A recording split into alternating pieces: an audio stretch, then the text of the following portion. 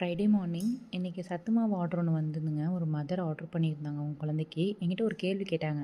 உங்கள் சத்து மாவு சாப்பிட்டா என் குழந்தை குண்டாயிடுவானான்னு. ஏன் அப்படி கேட்குறேன்னு கேட்டதுக்கு, எல்லோரும் ஒரு மாதிரியாக திட்டுறாங்க சிஸ்டர், பையன் ஒல்லியாக இருக்கான்னு அதான் கேட்டேன். நாங்கள் இது அவங்களுக்கு மட்டும் கிடையாது, உலகத்தில் எத்தனையோ அம்மாக்கள் இதை ஃபேஸ் பண்ணி தான் இருக்கோம். ஏன்னா கூட தான் என்ன மூஞ்சி முன்னாடியே கேட்டிருக்காங்க, உன் பையனுக்கு என்ன ட்ரெஸ்ஸு போட்டு விட்ருக்கியா இல்லை மேலே போற்றி விட்ருக்கியா, காற்றடைச்சா பறந்துடுவான் போல இருக்குது, 3 வயசு பையனாட்டியாக இருக்கான், பார்க்குறக்கு இத்தினூண்டு இருக்கான், ஒரு குழந்தை ஒல்லியாக இருக்குன்னா அவங்க அன்ஹெல்தியாக இருக்காங்கன்னு, குண்டாக இருந்தால் தான் ஹெல்த்தியாக இருக்காங்கன்னு அப்படிலாம் அர்த்தம் கிடையவே கிடையாது.